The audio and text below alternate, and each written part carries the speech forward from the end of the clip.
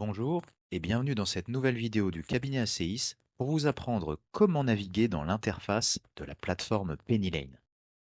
Et c'est parti. En haut, un menu déroulant dans lequel vous pouvez retrouver toutes vos entités.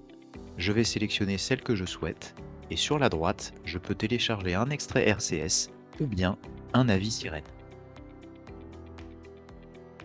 Toutes vos opérations bancaires se centralisent dans ce deuxième bloc sur lequel vous trouvez vos encaissements, vos décaissements, ainsi que le solde de compte du jour. En dessous, toutes les transactions bancaires pour lesquelles il manque un justificatif sont listées. À droite, vos factures clients impayées et en dessous, les factures fournisseurs arrivées à échéance.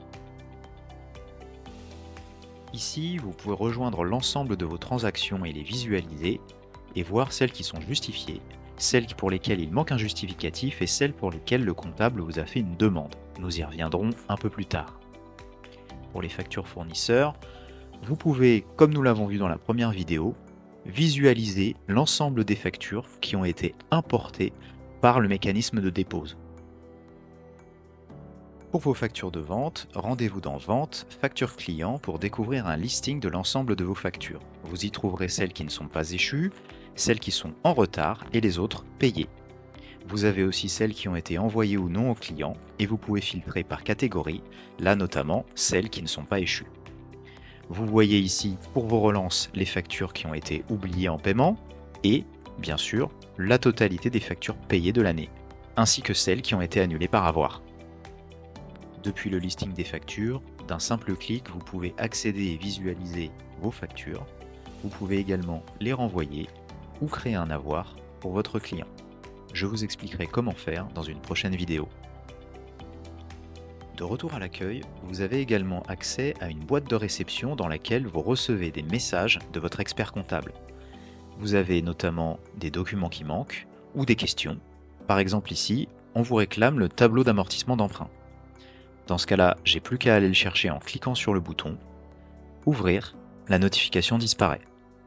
Vous avez un deuxième onglet « Mentions » dans lequel on peut vous réclamer des justificatifs ou vous poser des questions. Par exemple ici, pouvez-vous nous donner la taxe foncière? En cliquant, on arrive directement sur la transaction et il suffit de glisser dans le cadre le document justificatif pour que la transaction soit justifiée. Allons voir maintenant la deuxième question. Là, on nous demande comment est payée cette note de restaurant. Eh bien, si vous l'avez payé perso par exemple, il suffit de le mettre dans la case commentaire et de cliquer sur envoyer. Et voilà, le collaborateur saura comment traiter la facture. Maintenant que la boîte de réception est vide, direction les transactions à justifier, où vous découvrez la toute dernière transaction pour laquelle il manque un justificatif. Pourtant, je suis sûr de l'avoir déposée. Alors il me suffit de cliquer dessus et d'aller chercher une facture déposée. Et voilà, j'ai justifié toutes mes transactions. Il n'y a plus aucun compte d'attente. C'est terminé. Vous savez maintenant comment naviguer dans l'interface Pennylane.